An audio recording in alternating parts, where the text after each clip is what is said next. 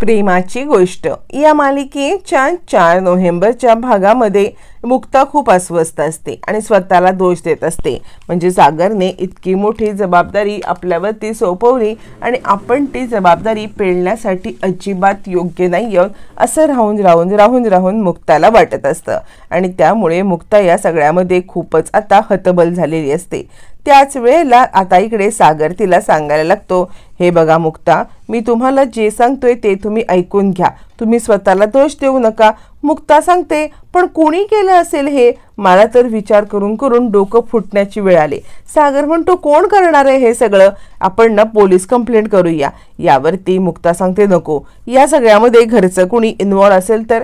यावरती सागर म्हणतो, कोण इन्व्हॉल्व असेल म्हणजे? मला फक्त सावनी किंवा इकडे आता डाऊट येतोय तो म्हणजे लकीवरती। यावरती मुक्ता म्हणते, हे बघा, लकीच्या डोळ्यामध्ये मला खरंच सच्चाई दिसत आहे। लकी असं काही करेल याची मला अजिबात खात्री नाही आहे। लकी खरंच असा सुधारला आहे रे, तुम्ही उगाचच या सगळ्यामध्ये लकीला दोष देऊ नका। यावरती सागर म्हणतो, तो जर का सुधारलेला आहे तर याने चावी कशी काय चोरली? चावीच्या प्रकरणात सुद्धा आपण त्याला बेनिफिट ऑफ डाऊट दिला आणि सोडून दिलं, मग चावी जर त्याने चोरले तर पैसे न चोरण्याचं कारण काय? तो पैसे चोरूच शकतो ना। मुक्ता म्हणते, मला असं वाटते तुम्ही पोलीस वगैरे करण्याची जरा जास्त घाई करताय। घरामधलं कुणीही इन्व्हॉल्व असेल तर पोलिसांना इन्व्हॉल्व केलं तर आपल्याच घराची बदनामी होणार, ही गोष्ट मात्र नक्की। आणि त्यामुळे तुम्ही ना सध्या तरी पोलिसांना इन्व्हॉल्व करू नका, आपण बघूया गोष्टी कशा घडतात ते। सागर चिडतो, आणि काय चाललंय? तुम्ही किती लकीची बाजू घेताय? लकीला या सगळ्यामध्ये बाजू नाही तर त्याला शिक्षेचीच गरज आहे। मुक्ता म्हणते, मी तुम्हाला सांगते ना, आत्ता सध्या तरी कोणत्याही प्रकारची शिक्षा किंवा कोणत्याही प्रकारचा कठोर निर्णय काही घेऊ नका, मग बघू आपण काय करायचं ते। असं म्हटल्यावरती आता इकडे सागर गप्प बसतो, कारण मुक्ता पुढे त्याचं काही चालत नाही, कारण घरातला मॅटर आहे त्याच्यामुळे पोलीस कंप्लेंट नको, ही गोष्ट मुक्ताची त्याला कुठेतरी पटलेली असते। आणि मुक्ता मात्र सांगते, एक गोष्ट लक्षात घ्या, हे कुणी पैसे चोरलेत, हे कुठे आहेत पैसे, हे शोधून काढल्याशिवाय मी गप्प बसणार नाही, कारण या सगळ्यामध्ये आपल्या घरामध्ये खूप मोठं हे आलेलं आहे आणि ते वादळ आपल्याला शांत करायला पाहिजे। असं म्हणत मुक्ता आता सागरला समजावते आणि ती शोध मोहिमेवरती निघते। सागर या सगळ्यामध्ये सांगत असतो, क्लायंटच्या समोर बदनामी झाली म्हणजे त्यांना कळलंच असेल ना काहीतरी, की हा लगेच पैसे देत नाहीये म्हणजे ह्याच्याकडे पैसे नाहीयेत। कसं असतं बिझनेस वर्ल्डमध्ये, एकदा का आपल्याबद्दल चुकीचा समज झाला ना तर ते आपल्या बिझनेससाठी खूप धोक्याचं असतं। मुक्ता म्हणते, अजिबात काळजी करू नका, तुमचे पैसे कुणी चोरलेत, कसे चोरलेत आणि का चोरलेत या सगळ्याचा जोपर्यंत सोक्षमोक्ष लावत नाही तोपर्यंत मी काही गप्प बसणार नाही। असं म्हणत मुक्ता आता विचार करत असते आणि त्याच वेळेला मुक्ता आता इकडे तिकडे आपल्याच रूममध्ये शोधाशोध करते। पण आपल्याच रूममध्ये शोधाशोध करत असताना तिला काही मिळत नाही किंवा ती सावनीच्या रूममध्ये येते। मग सावनीच्या रूममध्ये आल्यावर ती तिची पूर्ण रूम तपासते, म्हणजे तिच्या उशा तपासते, बेडच्या खाली ज्या असे काही चोर गप्पे असतील की जिथे चोरून ठेवण्याचा ती प्रयत्न करू शकत असते ते सगळं शोधण्याचा प्रयत्न करते, पण तिच्या रूममध्ये तिला एकही रुपया काही सापडत नाही। मुक्ता विचार करते, काय झालं असेल, पैसे काही विरघळले, गेले तरी कुठे पैसे? असा मुक्ता विचार करत असताना सावनी इकडे पैसे घेऊन बाहेर येते, म्हणजे त्या डॉक्टरकडून तिला ते पैसे मिळालेले असतात आणि ते पैसे घेऊन समोर असलेल्या एका कुंडीत सावनी आता पॅक करते आणि वरतून माती ठेवते। इकडे तोपर्यंत मुक्ता आता सावनीची प्रत्येक खोली तिच्या प्रत्येक रूम चेक करते, पण पैसे न मिळाल्यामुळे मुक्ता हतबल होते। आणि काय झालं असेल, पैसे जर का सावनीने चोरले असतील तर ते ठेवले तरी कुठे असतील? इतकी मोठी अमाऊंट काय केली असेल? मुक्ताला प्रश्नच पडतो। तोपर्यंत इकडे आता सावनीने सगळे बॅग लपवून झालेली असते, पुन्हा माती जशी तशी ठेवते आणि इतक्या मोठ्या उघड्या गार्डनमध्ये इतके सारे पैसे ठेवण्याची रिस्क सावनी घेते, कारण ते पैसे तिला घरात ठेवता येण्यासारखे नसतात। त्यानंतर मग मुक्ता आपल्या रूममध्ये येते, तिला सावनीच्या रूममध्ये काहीच सापडत नाही आणि तोच विचार करत ती बसलेली असते। काय झालंय, कसं झालंय हे मात्र तिला काही कळत नाही। त्याच वेळेला ती विचार करते, बघूया सागरचा जर का या सगळ्यामध्ये काही डाऊट आहे लकीवरती तर लकीच्या रूममध्ये ती कपडे ठेवायला आलेली असते, त्यावेळेला तिला लकीच्या रूममध्ये चावी सापडते। चावी सापडल्यावरती मग मात्र आता इकडे मुक्ता विचार करते, ही तर चावी माझ्याकडे होती, जर ही चावी माझ्याकडे होती तर लकीच्या रूममध्ये कशी आली? मग मुक्ता विचार करते, नाही माझी चावी तर माझ्याकडे आहे, मग ही चावी कुठची? मुक्ता विचार करते, नाही नाही, नक्कीच लकीने या सगळ्यामध्ये काहीतरी फ्रॉड केलेला आहे आणि लकीने ही चावी बदलवून घेतले. काय असेल खरं? आता मुक्ता थोड्या संभ्रमात पडते. तोपर्यंत लकीला मूर्ख बनवणाऱ्या डॉक्टरनी त्याला आता पाठवलेलं असतं आतमध्ये ऑपरेशन थिएटरमध्ये आणि ऑपरेशन करण्यासाठी डॉक्टर येत आहेत म्हणून लकी वाट पाहत असतो. तोपर्यंत तिकडे आता एक माणूस येतो. लकी म्हणतो, असं काय करताय? डॉक्टर कुठे आहेत? तुम्ही कसे आतमध्ये आलात? पहिले डॉक्टरांना पाठवा, ते माझं आज ऑपरेशन करणार आहेत. तो माणूस म्हणतो, ऑपरेशन? अहो कसलं ऑपरेशन? 2 तास जागा भाड्याने घेतली होती, 2 तास झालेत, ते भाड्या देणारे निघून गेलेत. तुम्ही कोण? तुम्ही पण ऍक्टर असाल ना, निघा इथून. लकी म्हणतो, असं काय करताय? मी इथला ऍक्टर नाहीये. अहो ते कोण? डॉक्टर, हा डॉक्टर कोल्हे. कोल्हे डॉक्टरांनी माझ्याकडून पैसे घेतले अहो, आणि आता पैसे घेऊन मला ऑपरेशनसाठी पाठवले. ते 2 महिन्याच्या टूरवरती आता पुन्हा एकदा बाहेर चाललेले आहेत. त्यासाठी त्यांनी घाईघाईत माझं ऑपरेशन केलंय. तुम्ही डॉक्टर कोल्हेंना बोलवा बरं, त्या नर्सला बोलवा बरं. तो माणूस म्हणतो, कोण डॉक्टर कोल्हे, कोण नर्स? इथे जे काही येतात ना ते फक्त ऍक्टर येतात, कारण आम्ही आमची जागा आहे ना भाड्याने देतो. म्हणजे कसं आहे ना, आमची जागा तासाच्या भाड्याने, 2 तासाच्या भाड्याने अशी दिली जाते आणि त्यांनी आमचे भाड्याचे पैसे आणि ते निघून गेलेले आहेत. त्यामुळे तुम्ही कोण? तुम्हाला काय इकडे बोलवले मला काही माहित नाही. आत्ताच्या आत्ता हे खाली करा. यावरती आता इकडे लकी म्हणतो, हे बघा तुमचं काहीतरी गैरसमज होतोय. मी एक काम करतो ना, मी तुम्हाला लगेचच कोल्हे डॉक्टरांना फोन करून देतो. मग कोल्हे डॉक्टर फोन उचलतील आणि त्यांच्याशी तुम्ही निवांतपणे बोलून घ्या, जेणेकरून या सगळ्यामध्ये तुम्हाला क्लिअरिटी मिळेल. असं म्हणत लकी आता ज्या नंबरवरून सारखा कोल्हेंचा कॉल येत असतो त्या नंबरला कोल्हेंना कॉल करतो. पण या सगळ्यामध्ये कोल्हे आता पैसे घेऊन पसार झालेले असतात, त्यामुळे ते कॉल उचलायला काही तयार नसतात. ते आता लकीचा कॉल उचलत नाहीत. लकी म्हणतो, असं काय करताय? थांबा, तुम्ही थोडा वेळ द्या. अहो मी 10 लाख, थोडी की नाही तर 10 लाखाची अमाऊंट भरलेली आहे आणि माझं ऑपरेशन होणार आहे. तो माणूस म्हणतो, कसलं ऑपरेशन? काय बोलताय? इथे कोणतंही ऑपरेशन थिएटर नाहीये, ऑपरेशनची कोणतीही साधनं नाहीये आणि मुळातच इथे कोणता डॉक्टर नाहीये. मी तुम्हाला सांगतोय ना, नाटक कंपनी किंवा काही हे शूट करायचं असेल तर आम्ही ही जागा भाड्याने देतो, तास अवरवरती, तास बेसिसवरती. यावरती लकी म्हणतो, थांबा मी फोन लावतो. लकी कोल्हेंना फोन लावतोय, रिंग वाजते, कोल्हे काही फोन उचलत नाही. थोड्या वेळाने लकीचा नंबर ब्लॉक करून टाकल्यामुळे फोन पण लागणं बंद होतं. आता लकीला टेन्शन येतं, एवढे पैसे घेऊन हा माणूस निघून गेलेला आहे आणि त्यामुळे आता आपलं काही खरं नाहीये.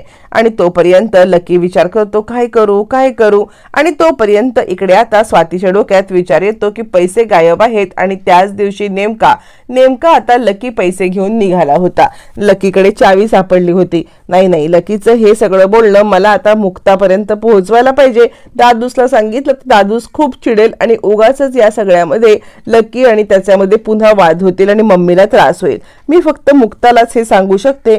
मुक्ता याच्यामध्ये सामंजस्याने काहीतरी तोडगा काढेल. मग मुक्ता किचन मध्ये येते. त्यावेळेला स्वाती म्हणते, मुक्ता मला तुला एक महत्वाची गोष्ट आता सांगायची आहे. त्यावरती मुक्ता म्हणते, काय झालं स्वातीताई? काही प्रॉब्लेम तर नाहीये ना? स्वाती म्हणते, नाही प्रॉब्लेम काही नाहीये, पण ज्या वेळेला तुम्ही बाहेर गेल्या होतात बघा, तुम्ही सावनी सोबत बाहेर गेल्या होतात. त्यावरती मुक्ता म्हणते, हो ना, आणि त्यामुळे सावनीला एक बेनिफिट ऑफ डाऊट मिळतो की सावनी बाहेर पडलेली आहे तर तिला या सगळ्यामध्ये चोरी नाही केली असणार आहे, कारण रात्री मी ती चोरी उघडून पैसे पाहिले होते. पण तुम्हाला काय सांगायचंय? स्वाती सांगते, त्याच दिवशी लकीनं आतून आला. कुठून आला ते मी पाहिलं नाही, पण मी हॉलमध्ये बसले होते. तो डायरेक्ट हॉलमधून बाहेर चालला होता. तेव्हा त्याच्या हातामध्ये पैशांची एक खूप मोठी थैली होती आणि ती थैली खाली पडली होती. मी ही थैली पडलेली पाहिली आणि मी त्याला विचारलं की काय रे, इतके सारे पैसे तुझ्याकडे आले तरी कुठून? तर मला म्हणाला कसा की या सगळ्यामध्ये माझा मित्र कोण रोशन आहे, त्याचं लग्न आहे आणि त्याच्या लग्नासाठी जे पैसे त्याने काढलेले आहेत ना, बाप चिकट असल्यामुळे ते माझ्याकडे ठेवायला दिलेत आणि तेच घेऊन आम्ही चाललेलो आहोत मित्र. पण मला त्याच्या बोलण्यामध्ये इतकं काही तथ्य वाटलं नाही. मला जरा डाऊटच आला. आता मात्र मुक्ताचा डाऊट हा 100% विश्वासात बदलतो की या सगळ्यामध्ये लकीचा हात आहे एवढं नक्की. पण लकीचा हात असला तरी त्याने हे कुणाच्या सांगण्यावरून केलंय का? आणि तिला लगेच सावनीमध्ये डाऊट पण येतो, कारण सावनी या सगळ्यामध्ये जर का तिच्या हातात पैसे नाहीयेत तर तिने काहीतरी असा झोल केलाय, कुणाला तरी अशा व्यक्तीला हाताशी धरले की जी ती व्यक्ती घरातलं काम हे करू शकते आणि त्याच व्यक्तीकडून तिने हे काम करून घेतलेलं आहे 100%. आता मुक्ता मोहिमेवर निघते. तोपर्यंत लकी इकडे कन्फ्युजन दूर करण्यातच लागलेला असतो. त्याला आता भाड्याने आलेले माणसं सांगत असतात की ही जागा आमची आहे, खाली करा, हॉस्पिटल नाही आहे, कुठे तुम्हाला ओटी दिसतंय का, ऑपरेशन थिएटर दिसतंय का, काय म्हणण्यासारखं बडबडताय. लकी म्हणतो 1 मिनिट थांबा, मी पुन्हा एकदा एक कॉल करतो ज्या व्यक्तीने मला डॉक्टर कोल्हेंना रेकमेंड केलं होतं, बघू ती व्यक्ती काय म्हणते ते. अहो ते खरंच डॉक्टर होते. यावरती आता इथला भाडे म्हणजे मालक सांगायला लागतो काय बडबडताय तुम्ही, ते कसे काय डॉक्टर असतील, ते डॉक्टर असते तर आम्हाला इथे कशाला आले असते. हा सगळा कॉम्प्लिकेशन सोडवण्यासाठी तितक्यात तिकडे एक नर्स येते. नर्स आल्यावरती आता इकडे लकी म्हणतो बरं झालं मॅडम तुम्ही इकडे आलात, ते तुम्हीच सांगा ना डॉक्टर कोल्हे कुठे आहेत आणि मी त्यांच्याकडे ट्रीटमेंटला आलेलो आहे.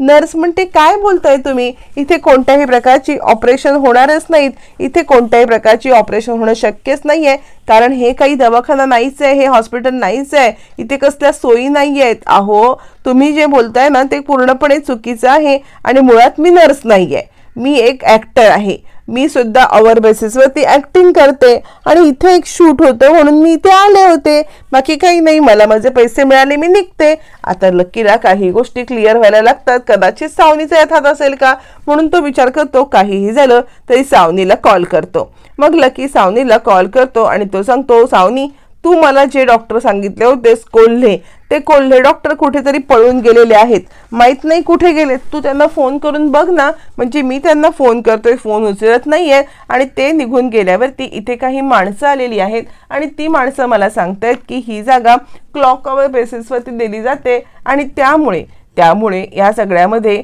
हे काही नाहीये, म्हणजे इथे काही हॉस्पिटल नाही आणि माझा फोन सुद्धा ते उचलत नाहीयेत.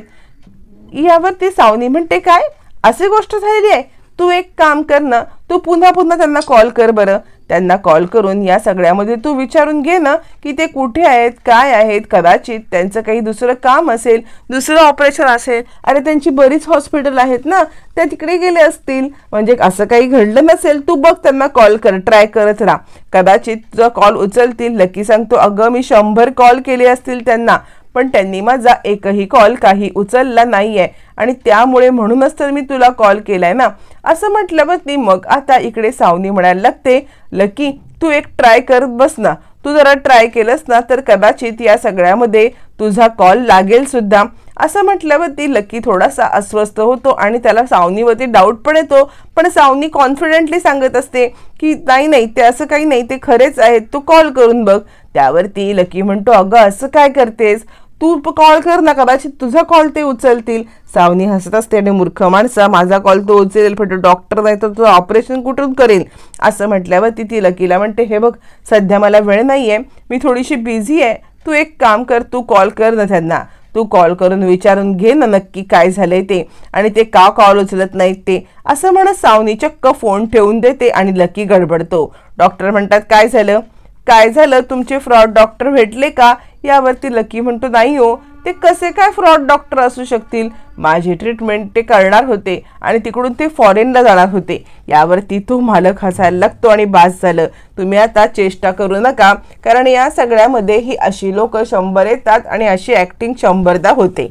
सावनीने इकडे बाजी मारलेली असते.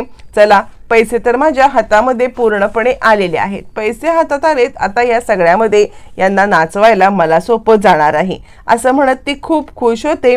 आणि कितीही काही झालं तरी या सगळ्यामध्ये लकीला अडकवून पैसे आपण मिळवले आणि या घरच्यांच्या मध्ये भांडणं लावली, म्हणजे एका दगडात 3 पक्षी मारल्याचा आनंद सावनीला झालेला असतो. इकडे आता लकीला पूर्णपणे समजलेलं असतं की आपण फसवलो गेलोय. सावनी मार्फत म्हणा किंवा कोल्हे डॉक्टरांमार्फत म्हणा आपले 10 लाख रुपये काढून घेतलेले आहेत आणि त्यानंतर आता आपल्या समोर काहीही पर्याय नाहीये. आणि आता तोपर्यंत इकडे लकीला स्वातीचा कॉल येत असतो, मुक्ताचा कॉल येत असतो.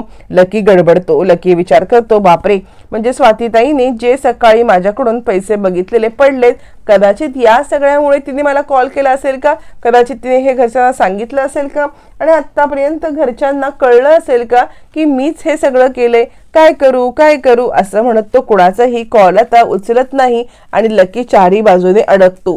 पैसे चोरल्यामुळे पहिल्यांदा तो अडकलेला असतो, पैसे देऊन पैसे घालवल्यामुळे दुसऱ्यांदा अडकलेला असतो आणि तेच महत्त्वाची गोष्ट म्हणजे स्वातीने त्याला पैसे देताना पाहिल्यामुळे तो पूर्णपणे अडकलेला असतो आणि तो स्वातीचा काही कॉल उचलायला तयार होत नाही. तोपर्यंत सगळा घडलेला प्रकार आता मात्र इकडे सागर मिहिरला सांगतो. मिहिरला सागर सांगतो आणि तो म्हणतो, आता काय सांगू, कुणावरती डाऊट घेऊ, म्हणजे मला सांग ना, सावनीवरती डाऊट घ्यायला चान्स आहे, पण ती सावनी माहितीये काय करते, ती मुक्तावरती आरोप करते की तुमच्याकडे चावी होती, तुम्ही हे केलं, म्हणजे तिची हिंमत बघ. ती मुक्ताला या सगळ्यामध्ये दोषी म्हणते. मुक्ता या घरची मालकीण आहे, तिला असं काही करायची गरज नाहीये, हे पक्क मला माहिती आहे, तरी सुद्धा ही माझ्या मनामध्ये विष पेरण्याचं काम करते आहे.